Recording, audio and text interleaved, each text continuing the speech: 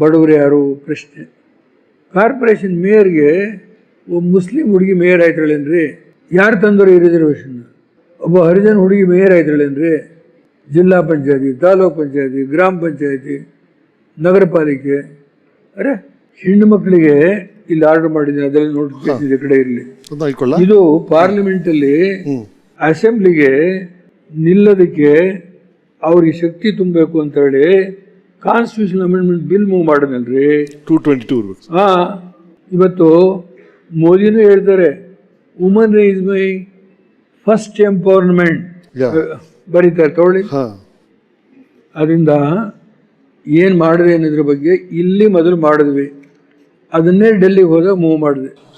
ಇಲ್ಲಿ ಬಂದಿದೆ women's reservation bill. So ಏನಿದೆ ಅಂದ್ರೆ ಲೋಕ್ಪಾಲ್ ಅಣ್ಣಾ ಹಜಾರೆ 3 ದಿನ ಮಲ್ಕೊಂಡಿದ್ರು, ಪ್ರೈಮ್ ಮಿನಿಸ್ಟರ್ ಸೇರಿಸಿ ತಿದ್ದುಪಡಿ ಮಾಡಿದೆ ಲೋಕ್ಪಾಲ್.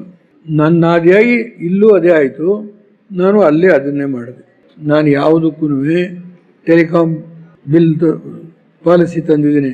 ಈ 2G ಸ್ಪೆಕ್ಟ್ರಮ್ ಯಾಕೆ ಹಾಕೊಂಡ್ರು, ಇದ್ರ ಬಗ್ಗೆ ಮಾಡಬೇಡಿ ಅಂತ ಬರ್ದಿದ್ದೀನಿ ನಾನು. ನೀವು ಹೇಳಿದ್ರೆ ದಾಖಲಾತಿಗಳೆಲ್ಲ ತಗೊಂಡ್ಬರ್ತಾ ಇದ್ದೆ, ನಾನು ಎಲ್ಲ ದಾಖಲಾತಿಗಳು ಇಟ್ಕೊಂಡಿದ್ದೀನಿ. ಆಯಿತು, ಆಮೇಲೆ ಸಿಗಾಕೊಂಡ್ರು. ನಂಗೆ ಸಂಬಂಧ ಇಲ್ಲ, ಅದು ಯಾರ ಬಗ್ಗೆ ಟೀಕೆ ಮಾಡಲ್ಲ. ಅದರಿಂದ ಇಶ್ಯೂಸ್ ಆರ್ ಬಹಳ ದೂರ ಹೋಗಿದೆ. ನಾನು ಸಿನಿಮಾ ನಟರಿಗೆ ಇದಾದಾಗ ಪಂಡ್ರಿಬಾಯಿ ಆಗಿರ್ಬೋದು, ಬಾಲಕೃಷ್ಣ ಅವರಾಗಿರ್ಬೋದು, ಅವರಿಗೆಲ್ಲ ಇದಾದಾಗ ಸರ್ ಕನ್ನಡ ಸಂಸ್ಕೃತಿ ಇಲಾಖೆಯಿಂದ ಈ ಥರ ಕೊಡ್ಬೇಕು. ಆಯಿತು, ಅದರೊಳಗೇನಿದೆ ಕೊಡಿ, ನಾನೇ ಕೊಡ್ತೀನಿ. ನಾವು ಹೋಗಿ ಕೊಡಬೇಕು ಅವ್ರಿಗೆ, ಮನೆಗೆ ಹೋಗಿ. ಅವರಿಗೆ ಆಗಿನ ಕಾಲದಲ್ಲಿ 94ರಲ್ಲಿ 50,000 ಅಂದರೆ ಈಗಿನ ಕಾಲದಲ್ಲಿ ಬಹುಶಃ 5 ಲಕ್ಷಕ್ಕೂ ಹೆಚ್ಚು ಅಂತ ಅನ್ಕೋಬೋದು. ಆ ರೀತಿಯಲ್ಲಿ ಅವರಿಗೆಲ್ಲ ಮನೆಗಳಿಗೆ ಹೋಗಿ ಕಲಾವಿದರಿಗೆ ಕೊಡುವಂಥದ್ದು.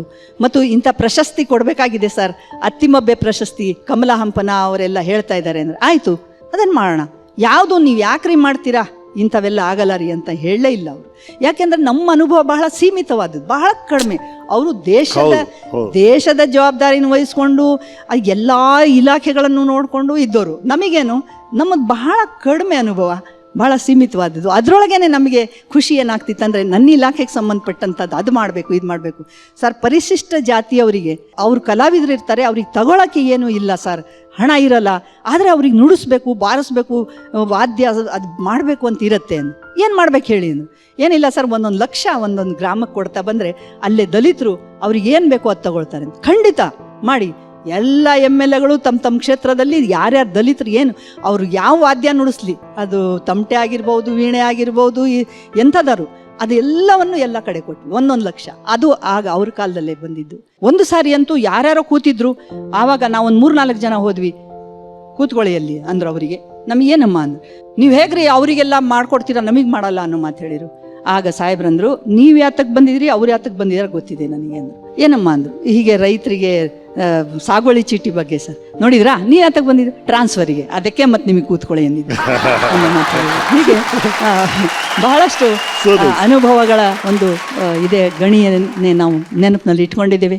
ಸಿನಿಮಾ ನಟರಿಗೆ ಇದಾದಾಗ ಪಂಡ್ರಿಬಾಯಿ ಆಗಿರ್ಬೋದು, ಬಾಲಕೃಷ್ಣ ಅವರಾಗಿರ್ಬೋದು, ಅವರಿಗೆಲ್ಲ ಇದಾದಾಗ ಸರ್ ಕನ್ನಡ ಸಂಸ್ಕೃತಿ ಇಲಾಖೆಯಿಂದ ಈ ಥರ ಕೊಡ್ಬೇಕು. ಆಯಿತು, ಅದರೊಳಗೇನಿದೆ ಕೊಡಿ, ನಾನೇ ಕೊಡ್ತೀನಿ. ನಾವು ಹೋಗಿ ಕೊಡಬೇಕು ಅವ್ರಿಗೆ, ಮನೆಗೆ ಹೋಗಿ. ಅವರಿಗೆ ಆಗಿನ ಕಾಲದಲ್ಲಿ 94ರಲ್ಲಿ 50,000 ಅಂದರೆ ಈಗಿನ ಕಾಲದಲ್ಲಿ ಬಹುಶಃ 5 ಲಕ್ಷಕ್ಕೂ ಹೆಚ್ಚು ಅಂತ ಅನ್ಕೋಬೋದು.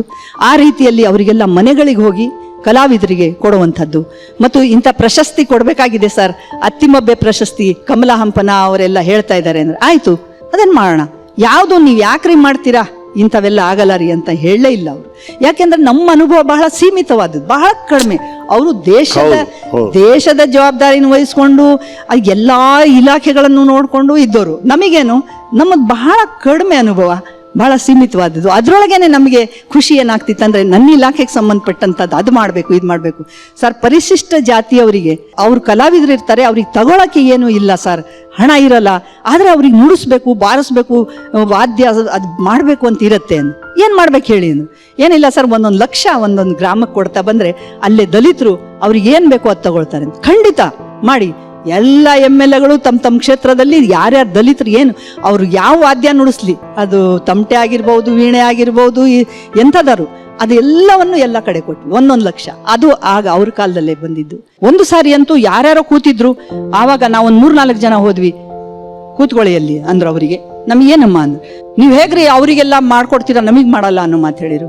ಆಗ ಸಾಹೇಬ್ರಂದ್ರು, ನೀವು ಯಾತಕ್ಕೆ ಬಂದಿದ್ರಿ, ಅವ್ರು ಯಾತಕ್ಕೆ ಬಂದಿದಾರ ಗೊತ್ತಿದೆ ನನಗೆ ಅಂದ್ರು. ಏನಮ್ಮ ಅಂದ್ರು, ಹೀಗೆ ರೈತರಿಗೆ ಸಾಗುವಳಿ ಚೀಟಿ ಬಗ್ಗೆ ಸರ್ ನೋಡಿದ್ರಾ, ನೀವು ಯಾತಕ್ಕೆ ಬಂದಿದ್ರಿ, ಟ್ರಾನ್ಸ್ಫರಿಗೆ, ಅದಕ್ಕೆ ಮತ್ತೆ ನಿಮಗೆ ಕೂತ್ಕೊಳ್ಳಿ ಎಂದಿದ್ದೆ ಅನ್ನೋ ಮಾತು ಹೇಳಿದ್ರು. ಹೀಗೆ ಬಹಳಷ್ಟು ಅನುಭವಗಳ ಒಂದು ಇದೆ ಗಣಿಯನ್ನೇ ನಾವು ನೆನಪಿನಲ್ಲಿ ಇಟ್ಕೊಂಡಿದ್ದೇವೆ. ಸರ್, ಎಷ್ಟೊಂದು ಜನ ರಾಜಕಾರಣಿಗಳು ಮೊದಲನೇ ಸಲ ಜೈಲ್ ವಾಸ ನೋಡಿದ್ದು ಎಮರ್ಜೆನ್ಸಿ ಟೈಮಲ್ಲಿ 10,000 ಜನ ಒಳಗೆ ಹೋಗ್ತಾರಂತೆ. ಅದ್ರಲ್ಲಿ ಒಬ್ರು ನೀವು. ಆ ಎಮರ್ಜೆನ್ಸಿ ಟೈಮ್, ಆ ಜೈಲ್ ವಾಸದಲ್ಲಿ ನಿಮಗೆ ಆರ್ಗ್ಯೂ ಮಾಡಿದಂತ ಒಬ್ಬ ಅಡ್ವೊಕೇಟ್ ನಮಗೆ ಸಿಕ್ಕಿದ್ದಾರೆ. ನೀವು ಯುವ ನಾಯಕರು, ಅವರು ಅವಾಗ ಯುವ ಅಡ್ವೊಕೇಟ್ ಆಗಿದ್ರಂತೆ. ಅವರು ಆ ಕ್ಷಣಗಳನ್ನ ನೆನಪಿಸ್ಕೊಂಡಿದ್ದಾರೆ. ಅವ್ರೇನು ಹೇಳಿದ್ದಾರೆ ಅಡ್ವೊಕೇಟು ನೋಡಿ. ಎಸ್ ಸರ್, ನೀವೇ ಹೇಳ್ತಾ ಇರ್ತೀರಿ ಕೃಷ್ಣ ಒಂದು ಕಣ್ಣಾದ್ರೆ ಕಾವೇರಿ ನಂದು ಇನ್ನೊಂದು ಕಣ್ಣು ಅಂತ. ಕೃಷ್ಣ ಮೇಲ್ದಂಡೆ ಯೋಜನೆ ಬಗ್ಗೆ ನಿಮ್ಮ ಕಲ್ಪನೆ, ನಿಮ್ಮ ನಿಲುವು, ನಿಮ್ಮ ಯೋಚನೆಗಳ ಬಗ್ಗೆ ನಮ್ಮ ವೀಕೆಂಡ್ ಟೆಂಟ್ ಏನ್ ಹೇಳುತ್ತೆ ನೋಡಿ. ಎಸ್ ಸರ್, ನಿಮ್ಮ ಆತ್ಮೀಯರು ಒಬ್ರು ಬಂದಿದ್ದಾರೆ, ಸ್ವಾಗತಿಸಿ. Please come sir.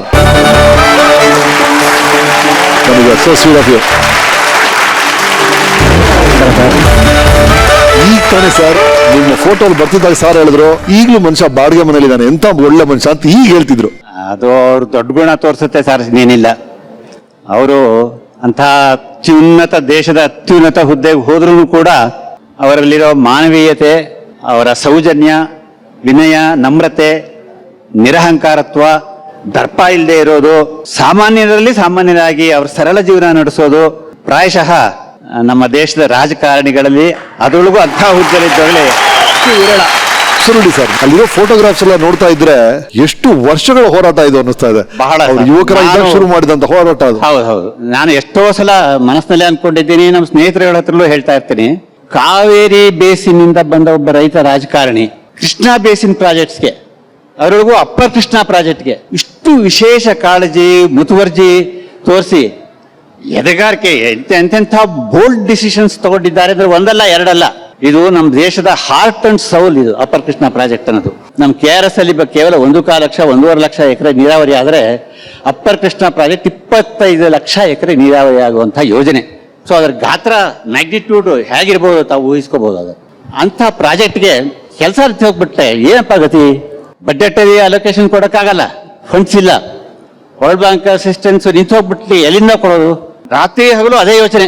ಒಂದು ಹಂತದಲ್ಲಿ 40,000 ಲ್ಯಾಂಡ್ ಅಕ್ವಿಸಿಷನ್ ಕೇಸಸ್ ಇತ್ತು ಸರ್ ಕೋರ್ಟಲ್ಲಿ. ಓ ಗಾಡ್, 40,000.